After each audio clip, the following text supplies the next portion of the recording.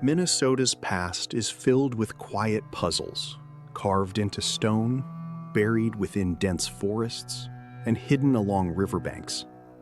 From mysterious petroglyph fields to ancient quarries and mound complexes older than written history, the state holds clues to cultures that lived, traded, and traveled here long before modern maps. These ancient mysteries still spark questions, unanswered today. The Jeffers petroglyphs serve as a profound carved prairie mystery. If you ever find yourself wandering through the vast grasslands of southwestern Minnesota, you might not anticipate anything extraordinary lurking out there. The terrain seems basic at first glance. Huge skies, silent pastures, wind sweeping across the plains. But nestled within that serene environment is one of the most enigmatic ancient locations in North America. The Jeffers petroglyphs appear like a simple patch of rose-colored rock initially, but if you crouch down and let the sunlight graze the surface, you begin to witness forms, animals, tools, and icons etched into the stone. And the longer you observe, the more the site captures you. It is one of those places where the atmosphere feels denser than the scenery implies, almost as if the ground is preserving a memory. The etchings are remarkably old. Some originate 7,000 years ago. Correction, significantly earlier than 2000, perhaps more. Others might be as recent as the late pre-contact era. And this blend of eras defines the mystery. It is not a lonely chapter. It is a full library of history, all inscribed into Sioux quartzite that is nearly 2.3 billion years old. You feel that eternity beneath your palms. Hard, resilient, defiant rock. The sort of surface where a message left millennia ago hardly fades. Strolling across the ridge, you do not witness the petroglyphs instantly. The images emerge gradually as the shadows shift. There are silhouettes of bison, thunderbirds, hunters with weapons, and peculiar geometric patterns. Some motifs are vivid and recognizable, while others feel cryptic or metaphorical in ways we can't translate anymore. The site features thousands of inscriptions scattered across several acres, so you are never truly seeing the entire narrative in one glimpse. It is more like hiking through a sprawling timeline, one icon at a time. Researchers believe various cultures utilized the site over many millennia. The descendants of the Dakota people regard the quartzite ridge as a sacred destination. Oral histories describe this area as a corridor where spirits travel between realms, and when you are there personally, particularly near dusk, it is simple to realize why. The stone radiates, the horizon stretches infinitely, and the carvings appear to move slightly as light fades. It does not resemble ancient graffiti. It looks like a sanctuary where people arrive to converse with something greater than themselves. One of the most fascinating traits of Jeffers petroglyphs is how many diverse theories exist. Some etchings look like hunting depictions, which would make sense for communities residing on the plains. Others seem linked to rituals or spiritual narratives, especially icons like thunderbirds and other celestial beings. A few carvings depict tools and gear, including atlatls, dart throwers used long before the bow and arrow grew popular. Seeing that level of detail bitten into stone makes the past feel remarkably intimate. You can picture someone kneeling exactly where you are, carving their reality into the rock, bit by bit. Then there are the markings that do not surrender their secrets so easily. Loops, grids, and shapes that might represent star clusters or solar observations. Some scholars think the site may have functioned as a type of outdoor ceremonial theater or educational hub. Others suggest it could have been a spot to track solstices or celestial shifts, especially since the ridge provides a clear view in every direction. But there is no singular definitive truth. You are left with theories, not facts. That ambiguity is part of what makes the landmark so captivating. You are walking on soil used by endless generations, each leaving their signature without scrubbing the signatures that came before. Imagine how many narratives were shared here, how many winters people returned, how many times the carvings were felt, honored, or explained by someone who perceived them in a way we likely never will. Today, we analyze the symbols, but ancient travelers might have known them immediately. Being on the stone itself is a tactile adventure. The quartzite is warm under the sun, and it possesses a kind of organic grit that almost leads your fingers toward the etchings. Of course, you are not permitted to touch them manually now, but even standing near them, you feel that rare fusion of deep time and infinite sky. Prairie grass dances at the borders, insects hum, and there is this heavy stillness that rests around you. It does not feel like a gallery. It feels like a place where the land is still talking. There is also the riddle of why this specific ridge became such a long-standing meeting point. It does not sit near a primary river or a famous trade path. It is just a tall, bare piece of quartzite. But for ancient tribes, high ground signified visibility, metaphor, and perhaps a sense of alignment. Holy sites are not always situated where you expect. Sometimes they are simply where humans felt a particular energy or strength. When you invest time with the carvings, you start spotting themes. A heavy emphasis on motion, projectiles, tracks, human figures in flux. A focus on wildlife that was vital to life on the plains, and always that pull of the firmament. Birds, star-like dots, lines that might chart astronomical events. You can imagine ancient watchers resting on this same stone, tracking the stars migrate through the seasons, marking rhythms in a way that helped them comprehend their universe better. What moves me the most is how the site merges mundane life with profound metaphor. A hunt. A narrator might etch a thunderbird to inherit a myth. A patriarch might design a symbol marking a moment of change. And all these inscriptions sit beside each other, not settled in any logical sequence. That spontaneity feels human. We do not always format our thoughts or recollections tidily either. In the modern day, Jeffers petroglyphs is meticulously guarded. Paths keep guests on specific routes, and the rangers manage viewing schedules so people can view the carvings when the shadows are best. Early sunrise or late afternoon provides the symbols the most depth. I would say twilight is the moment when the site feels most vibrant. The crimson hues of the quartzite intensify, and the carvings pop with a gentle sharpness that feels almost deliberate, as if the makers etched them knowing this glow would unveil them. The site is not without struggles. Weather claims its price, lichen spreads on the stone.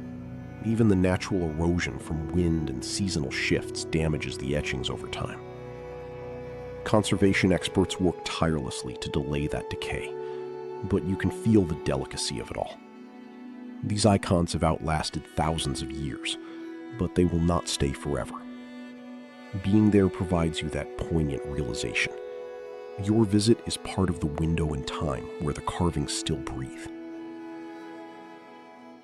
The ancient quarry site at Knife River Flint Trade Route. If you trace the old indigenous trade routes of the northern plains, you eventually come across a material that shaped entire cultures long before metal tools ever appeared. Knife River Flint isn't flashy at first. It's a dark chocolate-colored stone with a smooth texture and a subtle shine when the light hits it.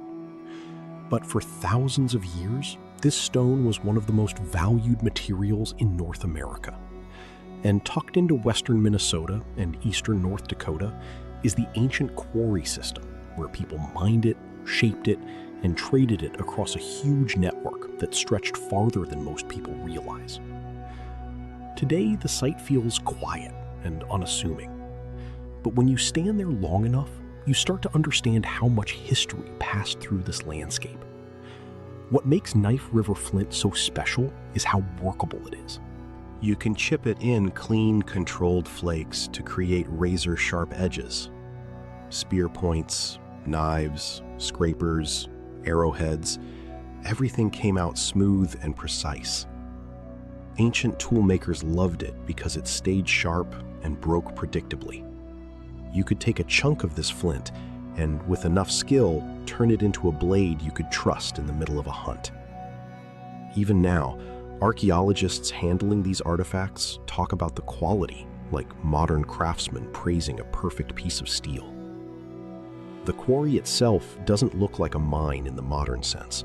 You don't see tunnels or huge pits.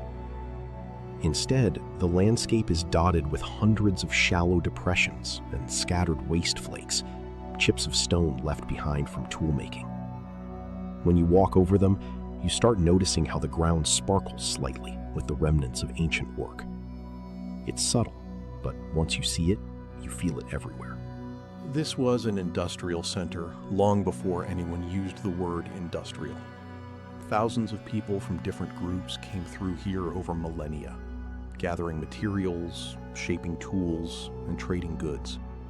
One of the mysteries surrounding the Knife River flint quarries is how far the material traveled.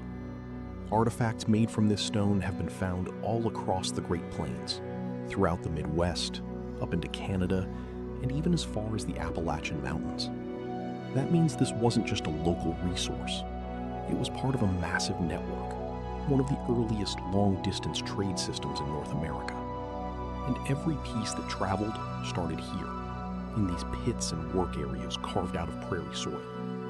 You get the sense that this place wasn't just about stone. It was about connection.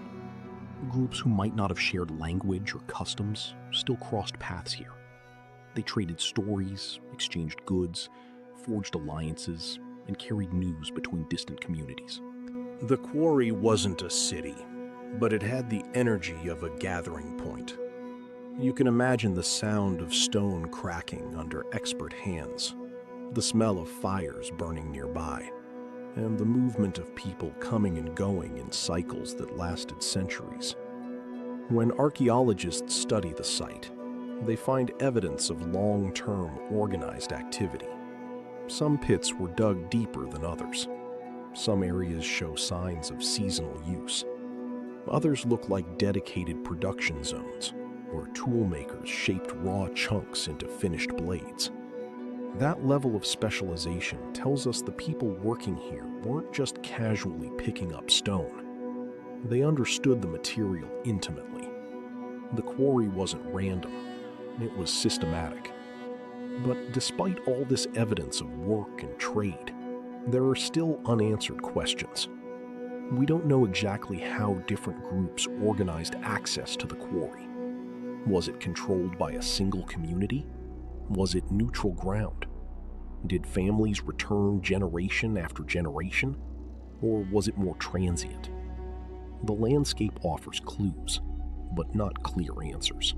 When you walk the ground, you catch yourself wondering how many footsteps followed the same routes, how many people knelt in the same spots to test a stone's strength with a quick tap. What makes the place even more interesting is how it feels today. Much of the quarry area has been preserved, and the surrounding prairie has grown back in a way that quiets the land. The wind moves steadily, carrying the dry sound of grass rubbing against itself. Birds pass overhead. It's peaceful now, but there's an energy beneath the calm. You sense how busy it must have been, how much intention each depression and scatter of flakes represents. Even if you don't see dramatic structures, the weight of time sits in the soil. One of the most fascinating aspects of the Knife River flint trade is how it changed over time. Early on, the material was shaped into large spear points used for hunting massive animals, bison, elk, and earlier megafauna. As centuries passed and tools evolved, the flint was shaped into smaller, more refined points and blades. But the demand never went away. Even when other stones became popular in different regions, Knife River flint held its place. It had a reputation, and reputation travels far. The fact that the quarry remained active for so long is one of its greatest mysteries.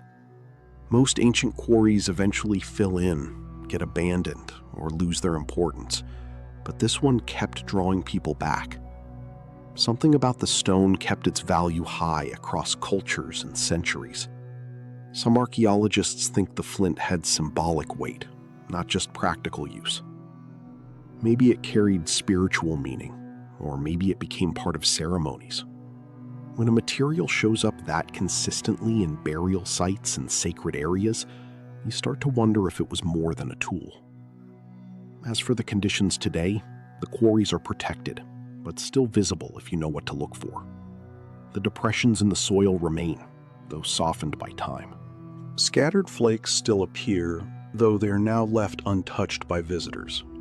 The site sits in a region where the prairie stretches wide and quiet, and that openness feels like part of the history.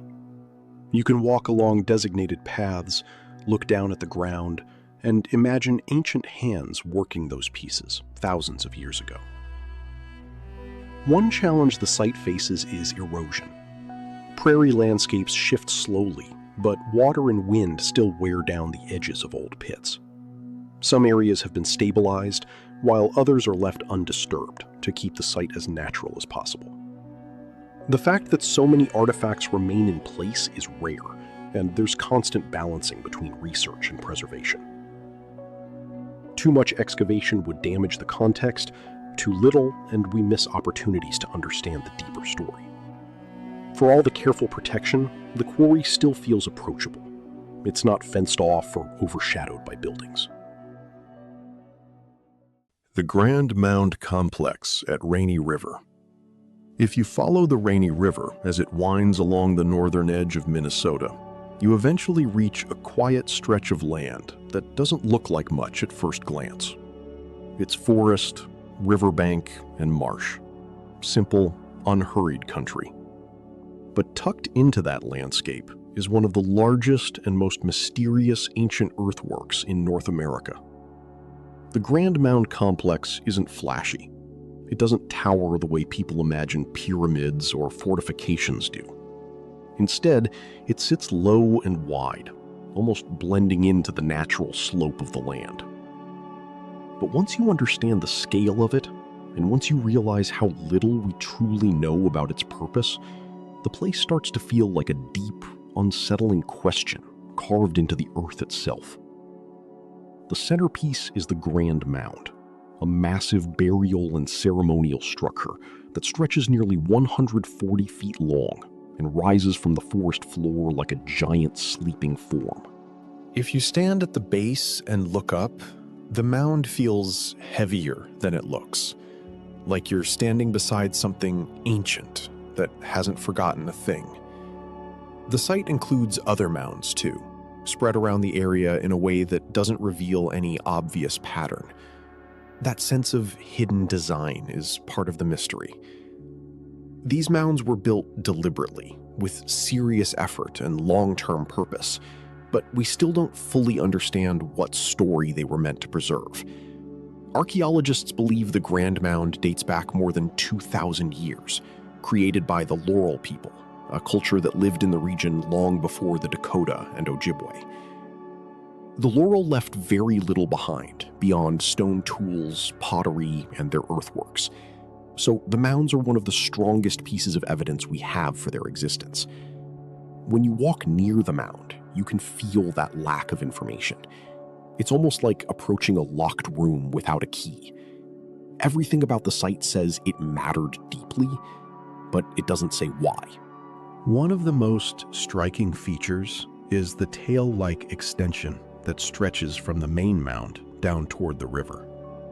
Some researchers think it may represent a serpent, an idea that would link this site to other serpent-shaped mounds across the Midwest. Others argue it might have been a ceremonial walkway or a guide for processions during important gatherings. The truth is, we don't know, and the shape seems to shift depending on how you view it. From certain angles, it does resemble a serpent's body. From others, it looks more like a natural ridge enhanced by human hands. That uncertainty invites speculation from everyone who visits, from archaeologists to casual explorers. Inside the mound are burials, but it's unlikely that the site was meant only as a cemetery. The sheer scale and careful layout suggests a broader purpose, something ceremonial, astronomical, or possibly political. Some researchers think the mound may have been a gathering point, a place where different groups met seasonally to trade, celebrate, or mourn. Others believe it might have been tied to specific celestial events. Sites like this often align with solstices or cardinal directions. And while the Grand Mound does show signs of intentional orientation, nothing lines up perfectly enough for a definitive answer. Walking the grounds today feels a bit surreal, because the forest has reclaimed so much of the surrounding area. You hear birds, wind through the leaves, and the slow movement of the river. It's peaceful, but the presence of the mound breaks that peacefulness in a quiet way. You can't walk on it anymore. It's protected. But even standing nearby gives you that odd sense that you're intruding on something that once carried enormous emotional weight. It doesn't feel abandoned so much as dormant, like the energy that shaped the mound is still there beneath the surface. One thing that stands out is how the landscape itself seems connected to the purpose of the mound. The Rainy River forms a natural boundary that ancient cultures would have relied on for movement, food, and communication.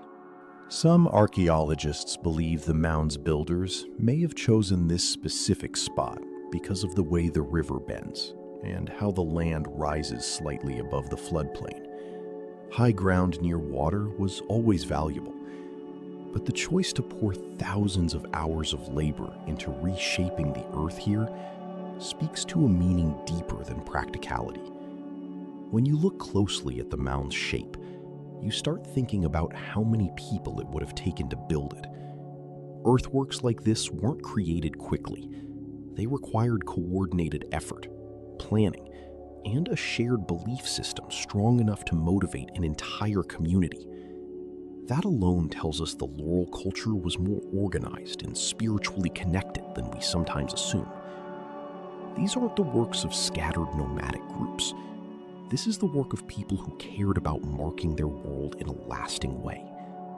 Yet for all that intentionality, The site doesn't give up its secrets easily. There are no written records, no surviving oral traditions tied directly to the builders. And because the site holds sacred burials, modern investigations are limited. That leaves us with only partial glimpses: soil layers, pottery fragments, and the massive shape of the mound itself. One detail that often gets overlooked is how the mound changes depending on the season. In winter, the snow outlines its shape more clearly, making the serpent-like form stand out. In summer, the greenery softens the structure, making it look more like a natural rise in the land, until you notice the symmetry. At sunset, long shadows stretch across the ridge and emphasize the length of the site, and you get this eerie sense of time stretching with it. It's easy to imagine ancient people gathering here during similar moments, watching the sky shift the same way. The Grand Mound's present-day conditions are a mix of protection and isolation. The site was once open to visitors with an interpretive center, but it has since been closed to the public to protect both the cultural significance and the fragile earthworks. That decision has been controversial. Some people feel such history should be shared openly. Others believe the site shouldn't be disturbed. Standing outside the restricted boundary, you can understand both perspectives. The silence around the mound gives it dignity, but it also keeps its story at a distance. Even with restricted access, the area around the mound is still worth visiting. The Rainy River is calm and steady, and the surrounding forest has a quiet beauty. There's a sense that this landscape hasn't changed much in hundreds of years. That continuity makes the mound feel even older. It becomes a conversation between the past and the present that never quite finishes. My own impression is that the Grand Mound feels less like a monument and more like a presence. It's subtle, almost shy. You don't walk away with answers. You walk away with questions. Good questions. The kind that stay in your mind for days. The hidden water glyphs of Lake Superior.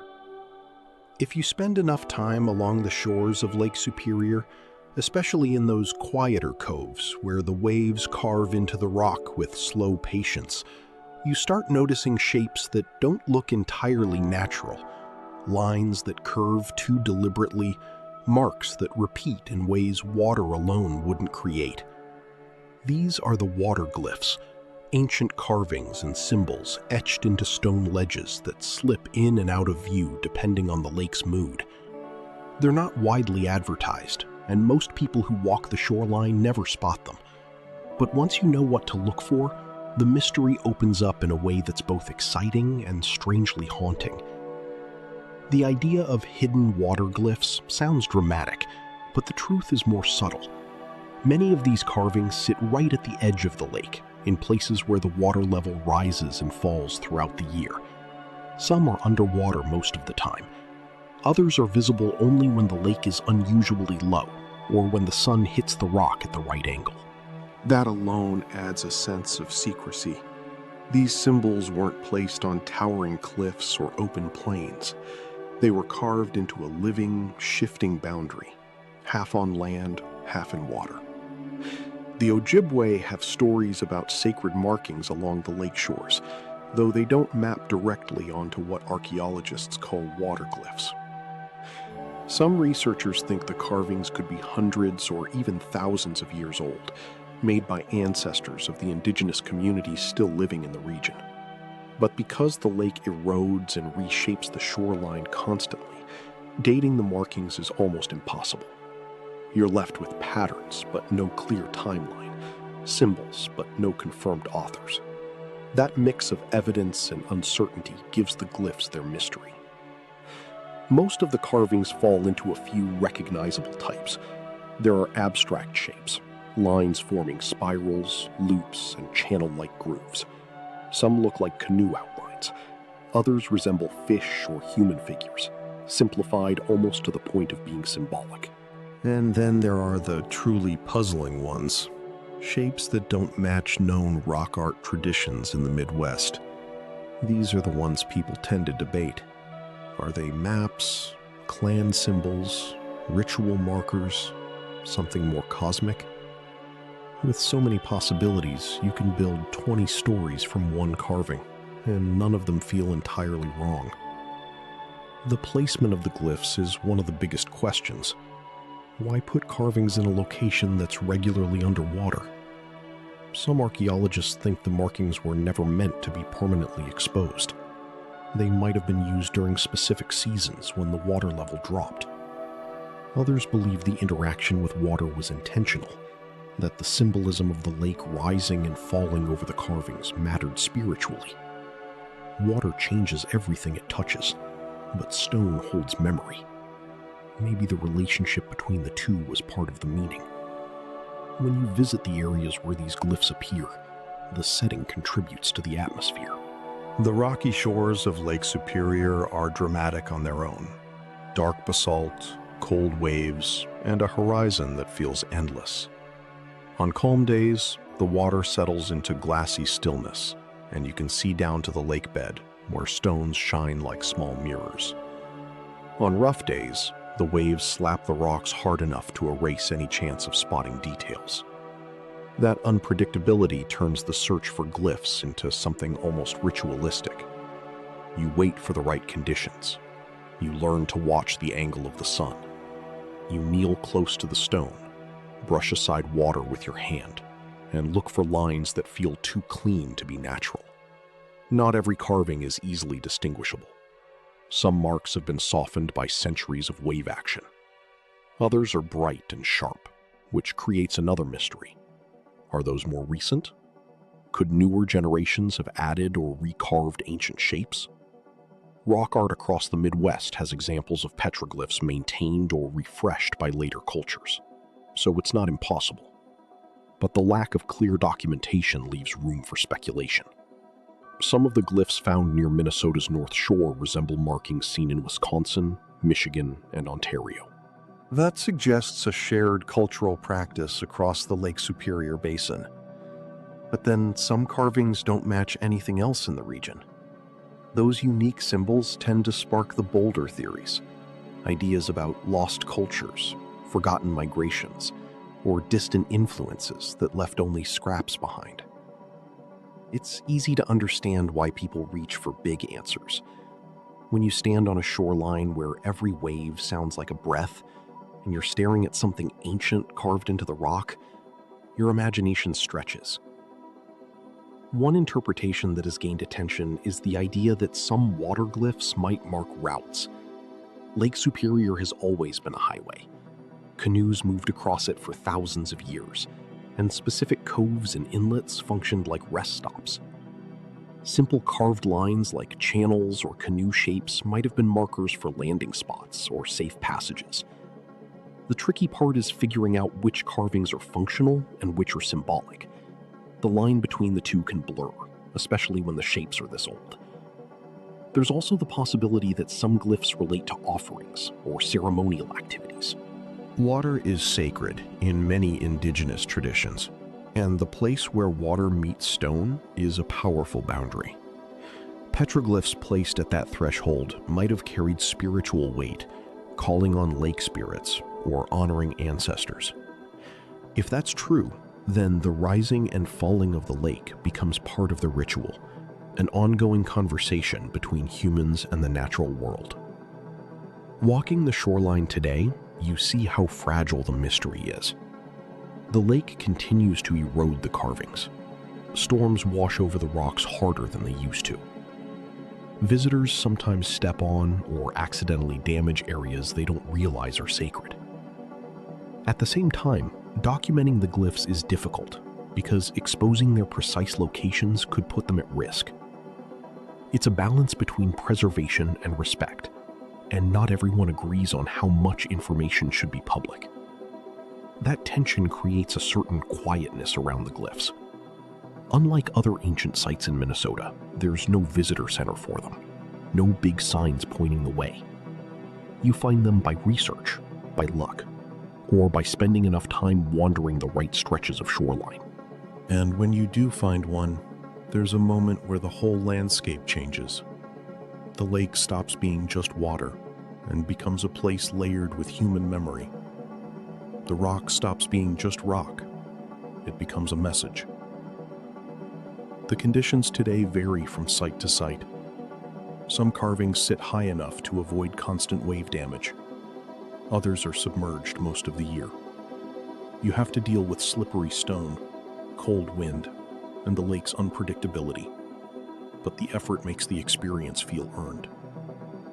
When you crouch beside a glyph and trace its lines with your eyes, you feel like you're briefly touching the world as it existed long before the modern shoreline was mapped or measured. For me, the water glyphs create a different kind of mystery than the big earthworks or the grand petroglyph fields. Those places tell you right away that something important happened there. The Lake Superior glyphs are quieter. They hide more than they reveal. They sit on the threshold between presence and absence, soaking in and out of view depending on the lake's mood. And that fleeting quality makes them feel alive. Every visit is a gamble. Every glimpse feels temporary. The more time you spend with them, the more you start considering the people who carved them. They weren't thinking about tourists or archaeologists or future theories. They were speaking to their own time, their own community, their own sense of the world. And the lake, in its slow, relentless way, decided to keep just enough of those messages to remind us that ancient life along its shores was rich, complicated, and filled with meaning we're still trying to understand. Today, the hidden glyphs remain one of Lake Superior's quiet secrets. They're not locked away, but they're not fully visible either. They live at the edge of things, half revealed, half erased, carrying stories that feel just out of reach. And maybe that's part of their power. They remind you that not all mysteries need bold shapes or grand scale. Some live in the line between water and stone, waiting for the right moment to show themselves.